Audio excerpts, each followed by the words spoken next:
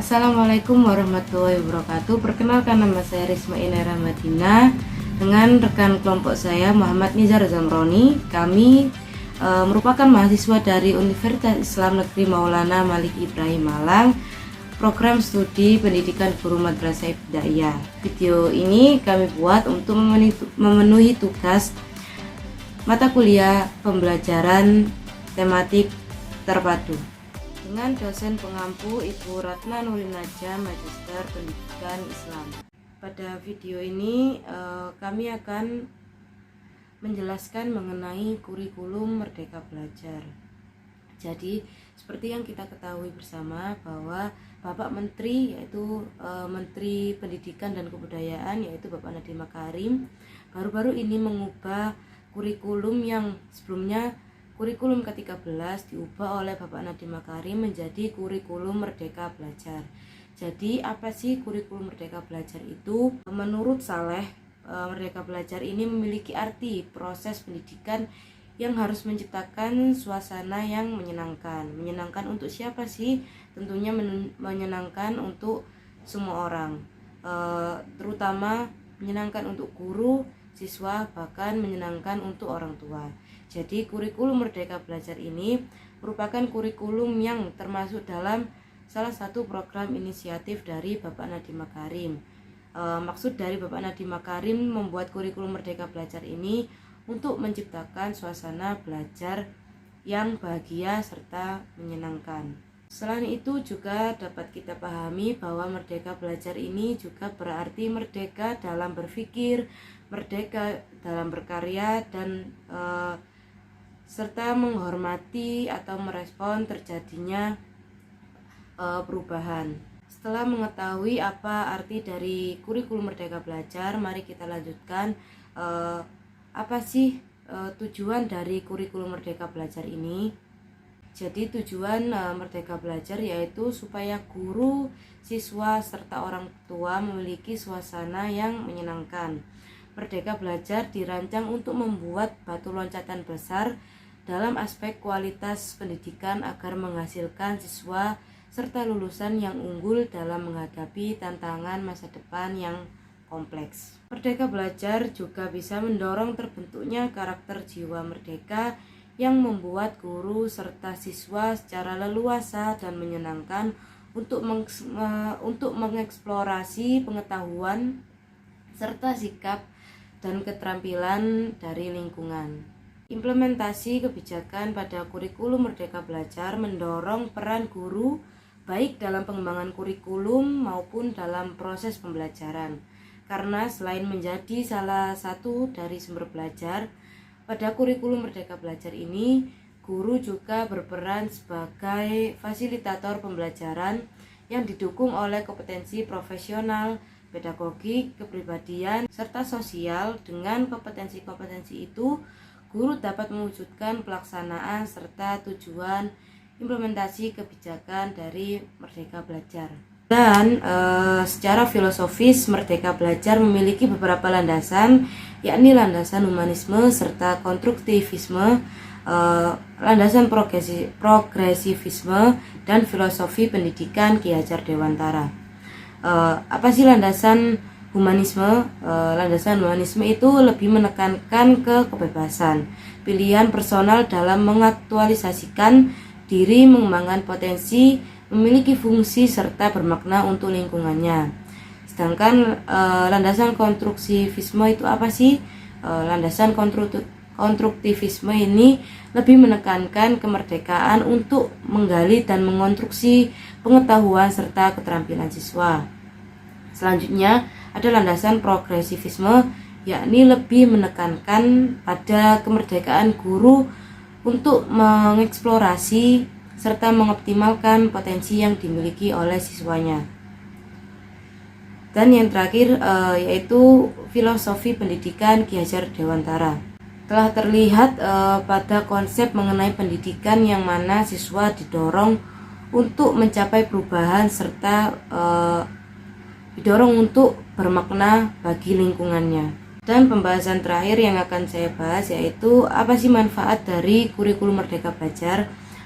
Tentunya kurikulum Merdeka Belajar ini dibuat dengan memikirkan manfaat yang akan dihasilkan, terutama pasti memiliki manfaat bagi semua orang yang terlibat, karena dengan adanya kurikulum Merdeka Belajar ini, sekolah dapat menentukan sendiri sesuai dengan kebutuhan masing-masing, mulai dari cara melaksanakan kurikulum Merdeka Belajar, menyiapkan untuk pelatihan kepada tenaga pendidik, serta tentunya dengan seluruh proses pembelajaran berfokus pada kebutuhan, kemampuan, serta kemauan dari siswa. Salah satu kebijakan dari kurikulum Merdeka Belajar ini yaitu mengganti ujian nasional dengan asesmen kompetensi minimum atau bisa disebut AKM.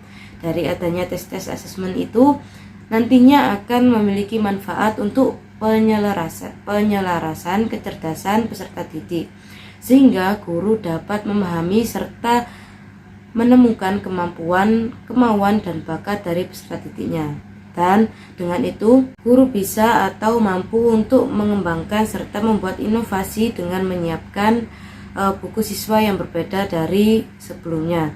Dan dari inovasi-inovasi tersebut, guru dapat memberikan pembelajaran kepada peserta didik dengan model, media, serta strategi yang baru atau bahkan dengan buku yang dibuat oleh guru. Karena buku induk bukanlah satu-satunya sumber belajar. Dan manfaat yang dimiliki oleh kurikulum Merdeka Belajar ini tidak hanya untuk guru saja, tetapi juga bermanfaat untuk peserta didiknya dengan cara mengamati bagaimana siswa pada awal proses pembelajaran, serta kebutuhan siswa, keinginan, serta cara siswa hingga menemukan pola apa yang diinginkan oleh siswa. Dengan melakukan itu, kita akan tahu mengenai bagaimana pembelajaran di kelas yang memiliki dampak positif pada kepuasan peserta didik sehingga akhirnya dapat dicapai. Dengan kurikulum Merdeka Belajar ini, siswa juga nantinya bisa mendalami minat serta bakatnya masing-masing. Karena pada kurikulum Merdeka Belajar ini, peserta didik difokuskan untuk minat serta bakat dari peserta didik.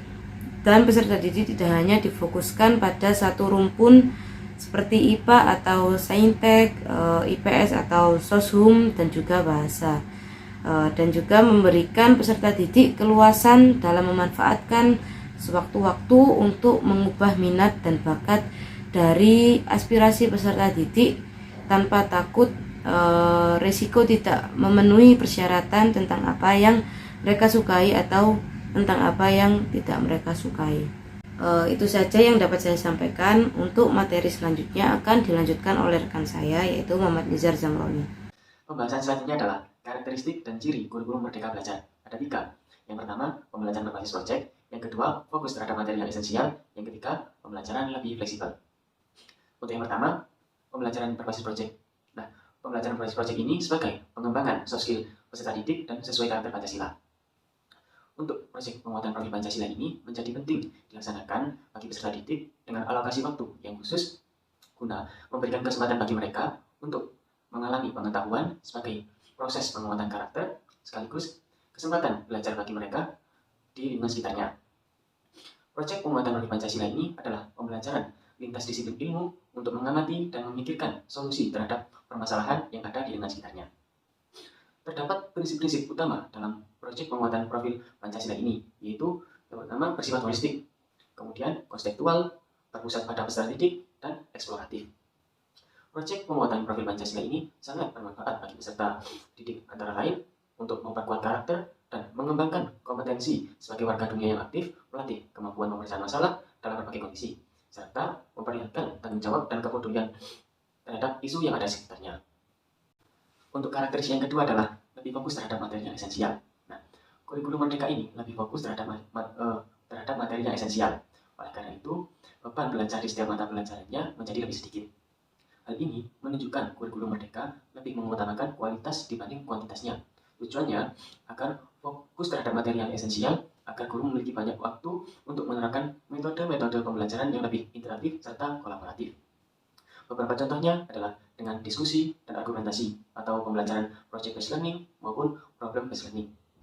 Jika materi yang diajarkan esensial, guru jadi memiliki waktu lebih banyak untuk memperhatikan proses pembelajaran siswanya siswa lebih optimal. Misalnya dalam menerapkan asesmen formatif. Dengan demikian, guru bisa mengetahui kemampuan awal dan mampu memahami kebutuhan belajar siswanya. Akhirnya, guru dapat mengajar dan memberi tugas sesuai dengan kemampuan dan karakteristik siswanya. Hasil dari pengajaran materi yang esensial ini juga dirasakan oleh sekolah. Sekolah jadi memiliki banyak ruang untuk menggunakan materi yang konseptual sesuai dengan visi dan misi sekolahnya. Sekolah bukan lagi menekankan pencapaian siswa yang begitu banyak, melainkan fokus terhadap soft skill atau kualitas siswa. Dengan demikian, siswa mendapat pengalaman belajar yang lebih bermakna dan menyenangkan. Sekolah dapat meningkatkan kemampuan literasi dan numerasi siswa agar lebih baik untuk membantu menyiapkan siswa di masa depan. Untuk karakteristik yang ketiga adalah pembelajarannya lebih fleksibel. Nah, di kurikulum Merdeka ini dinilai lebih fleksibel dibandingkan kurikulum yang sebelumnya. Artinya, guru, siswa, dan sekolah lebih merdeka dalam melaksanakan kegiatan pembelajaran yang ada di sekolahnya. Sebagai contoh, siswa tidak lagi belajar di kelas yang hanya menulis, membaca, ataupun menghafal, tetapi siswa juga bisa belajar di mana saja. Contohnya, membuat suatu karya ataupun membuat suatu proyek.